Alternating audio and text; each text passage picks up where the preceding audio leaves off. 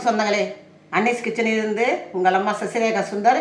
இன்றைக்கி நம்ம கிச்சனில் பார்த்தீங்கன்னாக்கா அரிசி மாவு வச்சு தான் நான் ஒரு கார பிடி கொழுக்கட்டை செஞ்சு காட்ட போகிறேன். அதுக்கு என்னென்ன பொருள் வச்சுக்கலாம் பார்க்கலாம் வாங்க. பச்சரிசி மாவு ஒரு 1/4 கிலோ, ஒரு மீடியம் சைஸ் வெங்காயம் கட் பண்ணி வச்சுருக்கேன், ஒரு 3 டேபிள் ஸ்பூன் அளவுக்கு தேங்காய் துருவி வச்சுருக்கேன், 3 காஞ்ச மிளகா கட் பண்ணி வச்சுருக்கேன், கொஞ்சமாக கருவேப்பிலை அதையும் கட் பண்ணி வச்சுருக்கேன், கடுகு 1/2 டீஸ்பூனு, உளுந்து 1/2 டீஸ்பூனு, கடலை பருப்பு பார்த்தீங்கன்னா 1 டேபிள் ஸ்பூனு. இதான் மொத்த பொருள். எப்படி சேர்த்துன்னு பார்க்கலாம் வாங்க. அடுப்பை தச்சாச்சு, அது மேலே நம்ம பாத்திரம் வச்சுட்டோம். இப்போ இந்த அரிசி மாவு பார்த்தீங்கன்னா வறுத்து எடுத்து வேண்டியது தான்.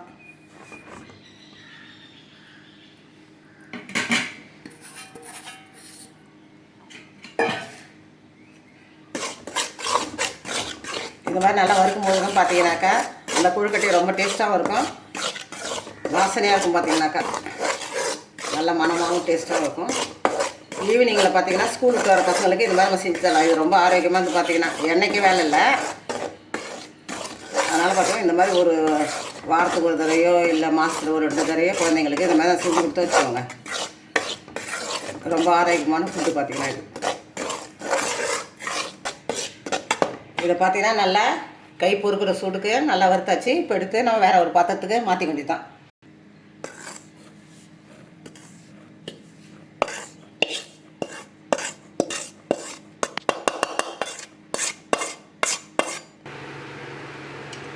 அடுப்பை தச்சாச்சு, அது மாதிரி நம்ம பாத்திரம் வச்சுட்டோம். அதில் கொஞ்சமாக எண்ணெய் ஊற்றி எல்லாத்தையும் தாளிச்சிக்க வேண்டியது தான். தாளித்து அந்த மாவில் கொட்ட வேண்டியது தான்.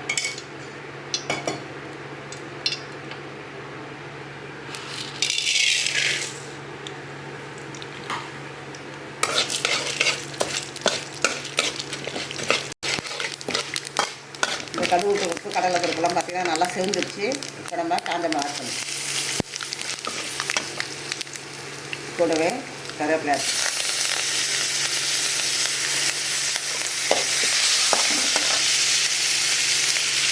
இந்த வெங்காயத்தை இதில் ஆட் பண்ணுறேன்.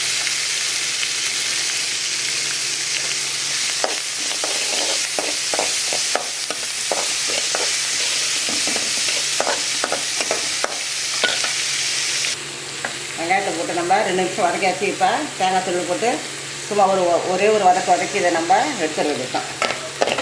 தேங்காய் பார்த்திங்கன்னா நம்ம கல்லுப்பெல்லாம் போடுறத விட இதே மாதிரி போடும்போது சூப்பர் டேஸ்ட்டாக இருக்கும். பார்த்திங்கன்னா இந்த மெத்தட்லேயே நீங்கள் செஞ்சு பார்த்தீங்கன்னா நல்லாயிருக்கும்.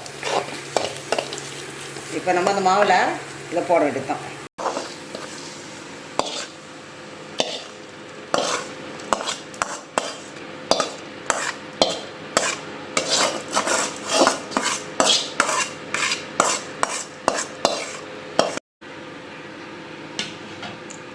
இதில் பார்த்திங்கன்னா தேவையான அளவுக்கு நம்ம உப்பு ஆட் பண்ண வேண்டியது தான்.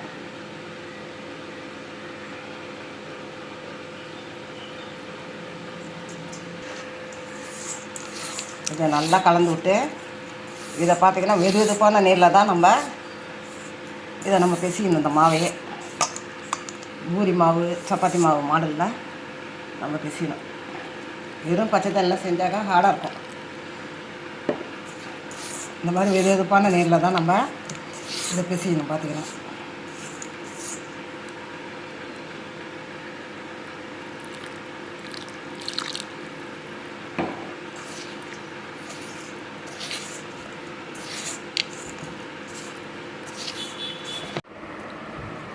நம்ம பிடி கொழுக்கட்டை பிடிக்கிற மாதிரியே பார்த்திங்கன்னா இதை நம்ம பிடிச்சி வைக்க வேண்டியது தான்.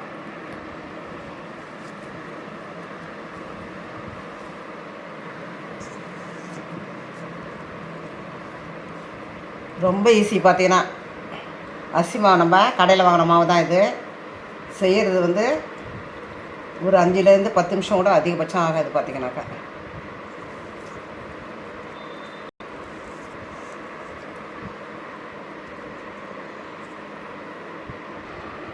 எல்லாத்தையும் பிடிச்சி வச்சாச்சு.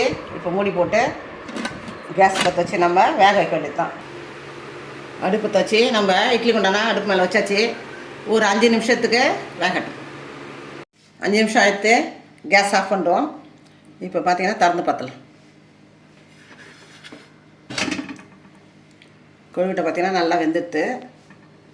வேற ஒரு பிளேட்டுக்கு நான் மாற்றி காட்டுறேன். அரிசி மாவு வச்சு கார கொழுக்கட்டை நம்ம சூப்பராக செஞ்சாச்சு.